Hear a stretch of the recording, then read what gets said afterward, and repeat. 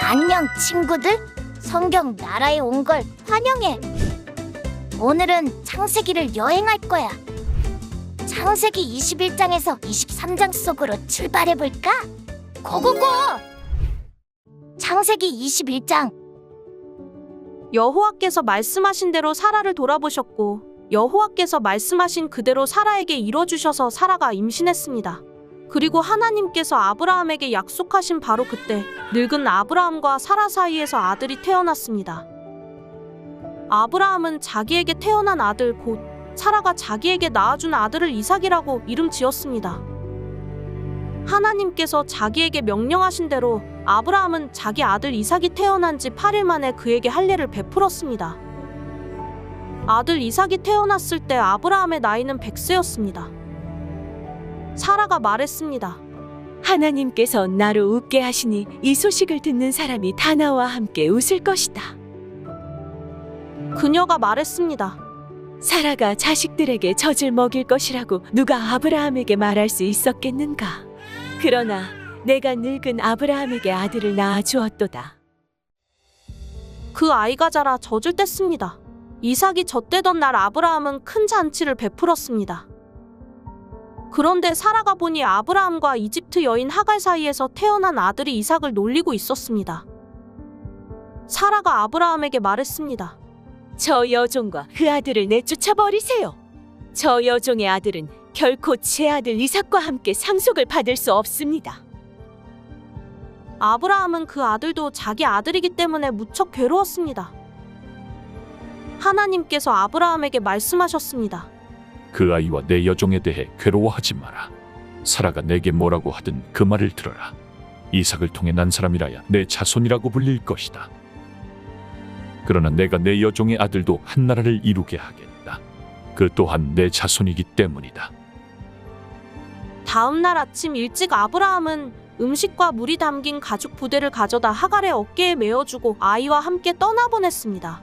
그녀는 길을 떠나 브엘세바 광야에서 방황했습니다. 가죽 부대에 물이 다 떨어지자 하갈은 아이를 덤불 아래 두고 화살이 날아갈 거리만큼 떨어진 곳에 가서 마주보고 주저앉았습니다. 그녀는 이 아이가 죽는 것을 차마 지켜볼 수가 없구나.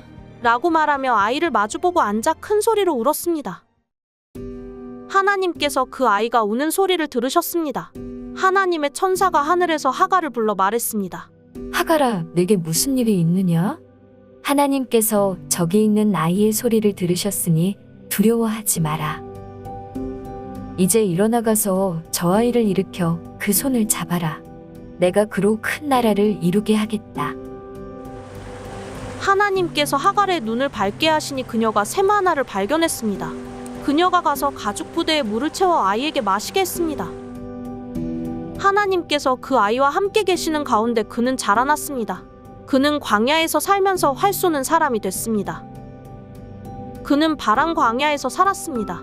그의 어머니가 그를 위해 이집트 여자를 그의 아내로 맞아들였습니다. 그때 아비멜렉과 그의 군대 사령관 비골이 아브라함에게 말했습니다. 그대가 하는 모든 일에 하나님께서 그대와 함께 하십니다. 그러니 그대가 이제 나나 내 자식이나 내 자손들을 속이지 않겠다고 여기 하나님 앞에서 내게 맹세하십시오. 내가 그대에게 친절을 베푼 것처럼 그대도 내게 또 그대가 이방 사람으로 살고 있는 이 땅에 호의를 베푸시기 바랍니다. 아브라함이 말했습니다. 제가 맹세합니다. 그러고 나서 아브라함은 아비멜렉의 종들이 빼앗은 우물에 대해 항의했습니다. 그러자 아비멜렉이 말했습니다. 누가 이렇게 했는지 나는 모릅니다. 당신도 내게 이 일에 대해 지금까지 말해주지 않았습니다. 나는 오늘에야 비로소 이 일에 대해 들었습니다. 아브라함이 양과 소를 가져다가 아비멜렉에게 주고 그 두 사람이 언약을 맺었습니다. 아브라함이 새끼 암양 7마리를 따로 떼어놓았습니다. 아비멜렉이 아브라함에게 물었습니다. 당신은 왜 새끼 암양 7마리를 따로 놓았습니까? 아브라함이 대답했습니다. 이 새끼 암양 7마리를 제 손에서 받으십시오. 이것으로 제가 이 우물을 판 증거로 삼으십시오. 거기서 이 두 사람이 맹세했기 때문에 그 장소를 브엘세바라고 불렀습니다.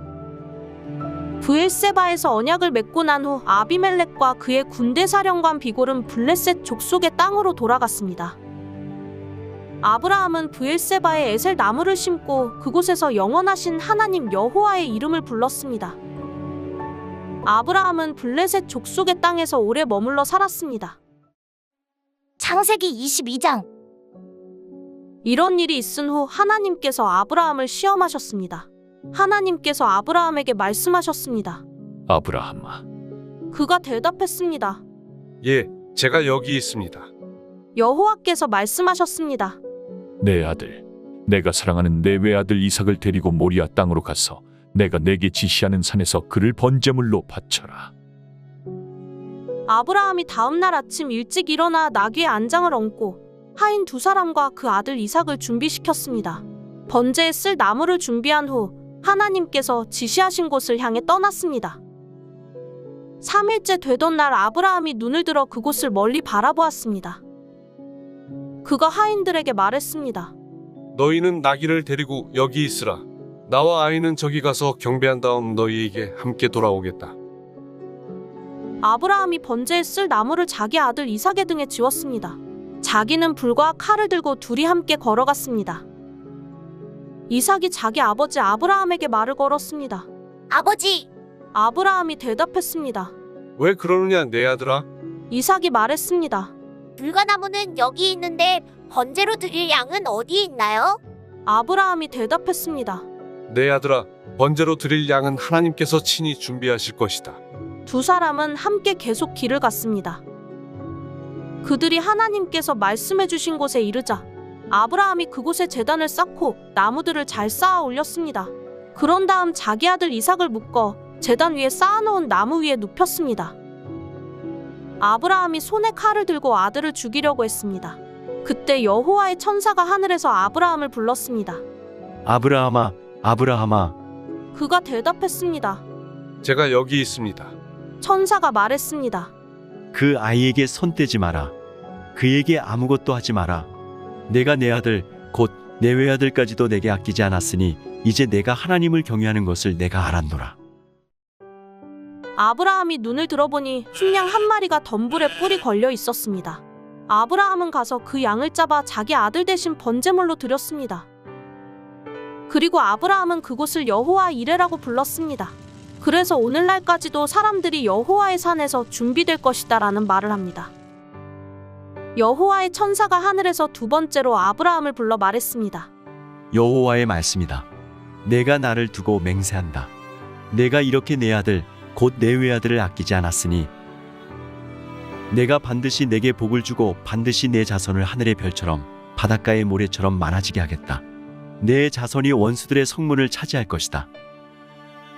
내가 내 말에 순종했으므로 내 자손을 통해 이 땅의 모든 민족들이 복을 받을 것이다.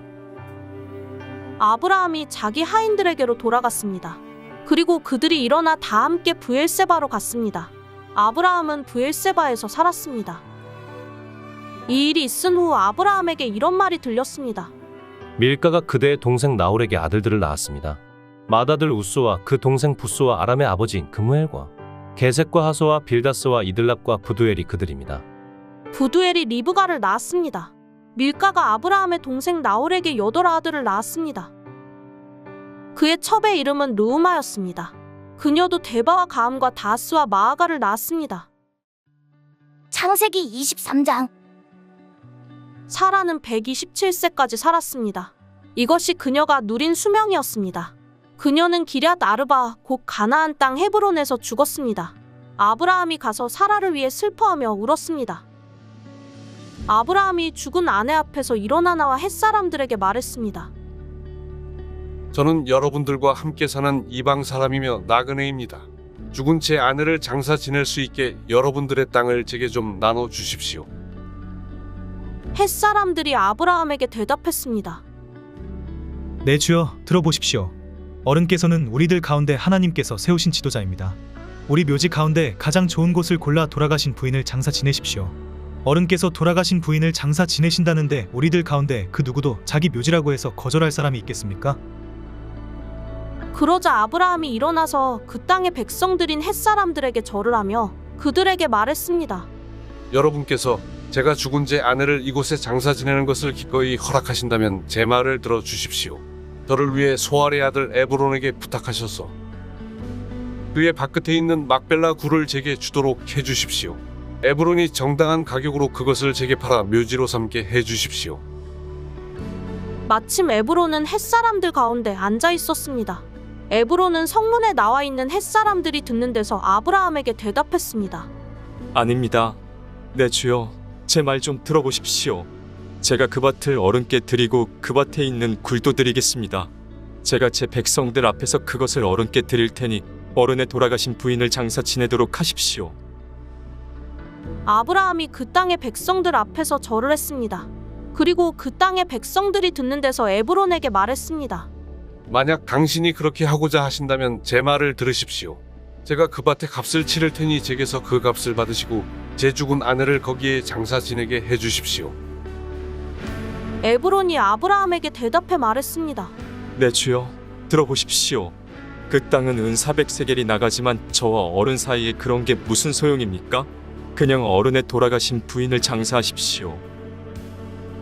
아브라함은 에브론의 말에 따라 에브론이 햇사람들이 듣는 데서 말한 밭값으로 상인들 사이에서 통용되는 무게로 은 400세겔을 달아주었습니다. 그래서 마므레 근처 막벨라에 있는 에브론의 밭, 곧 그 밭에 있는 굴과 그 밭의 경계선 안에 있는 모든 나무가 성문에 있는 모든 햇사람들이 보는 앞에서 아브라함의 소유가 됐습니다. 그 후에야 아브라함이 가나안 땅 마므레 곧 헤브론 앞 막벨라 밭의 굴에 자기 아내 사라를 장사 지냈습니다.